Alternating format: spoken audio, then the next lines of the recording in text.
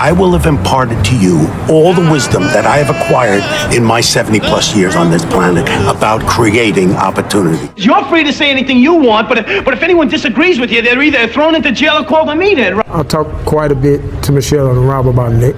I guess one of the things that I think about is that I was judged to be a killer, a monster, beyond redemption. The question I ask myself is, what would they want for their son? What love and compassion or understanding would they want for him? If they would have it for me, why not him? Completely innocent. I mean, I sold drugs when I was a kid. I have my own things I'm ashamed of. But kill someone? No, I've never killed anyone. They became not a part of my life, but an integral part of my life. He wrote or spoke with the Reiners nearly every day for years. They became my family by choice.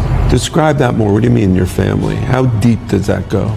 I start talking to them regularly about a lot of personal things about their lives, not just mine. You know, to listen to Rob talk about Albert Brooks or Billy Crystal, it became trust. When Michelle would tell me about her life, or her mother survived Auschwitz, and she would ask me questions about, how did I survive this?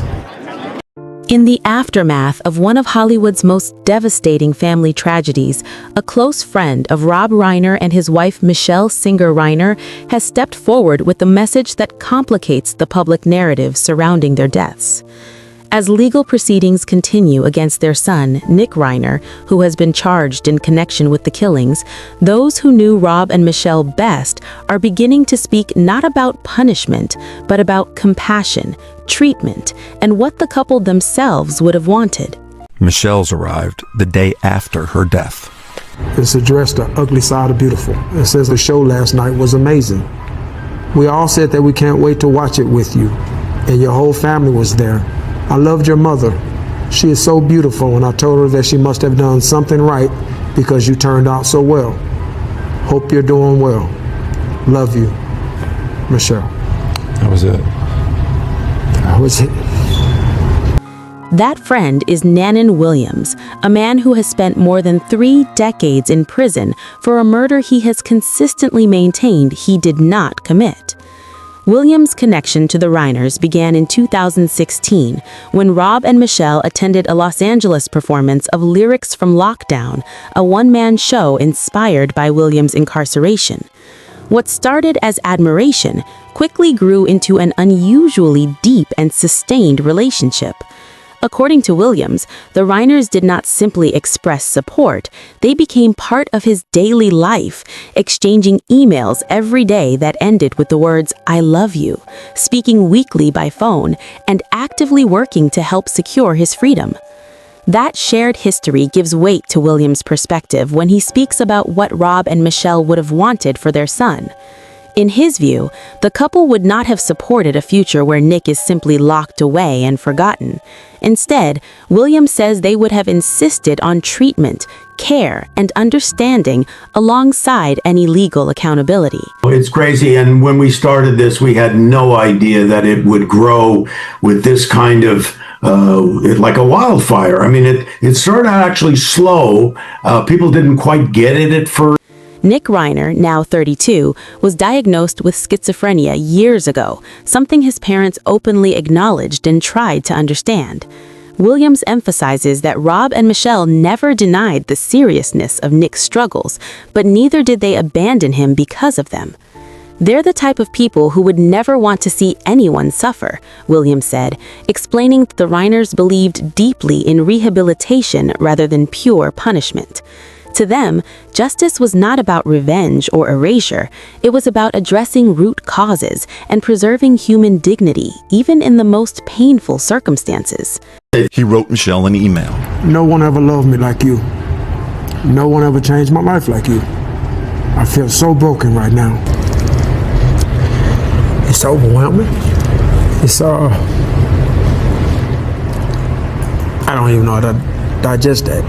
Romy is like my little sister. She's one of the most creative, brilliant, beautiful people I've met. She's just like her parents. I wonder how she's holding up, Williams believes that if Rob and Michelle were alive today, they would be advocating for mental health treatment for Nick while still respecting the legal process unfolding around him.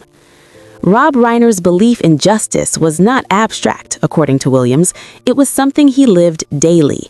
Their friendship was built around conversations about broken systems, wrongful convictions, and the moral responsibility to help people who have been discarded by society. Rob often spoke about legacy not as fame or awards, but as the impact someone leaves behind through compassion and action. He planted seeds of love, Williams said, describing how Rob viewed helping others as a lifelong obligation rather than a charitable gesture. Michelle Singer Reiner, Williams made clear, was equally central to that mission. She was not simply Rob's wife, but her partner in purpose. Together, they embodied what Williams describes as a shared moral compass rooted in generosity, empathy, and hope. Michelle's role, he said, was not secondary or supportive, it was foundational. The couple approached life as a team, making joint decisions about whom to help and how to help them.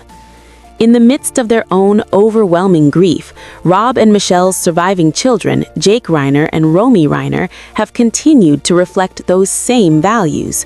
Williams revealed that both siblings reached out to him after their parents' deaths, reaffirming their bond and offering continued support despite what he described as the toughest moment of their lives.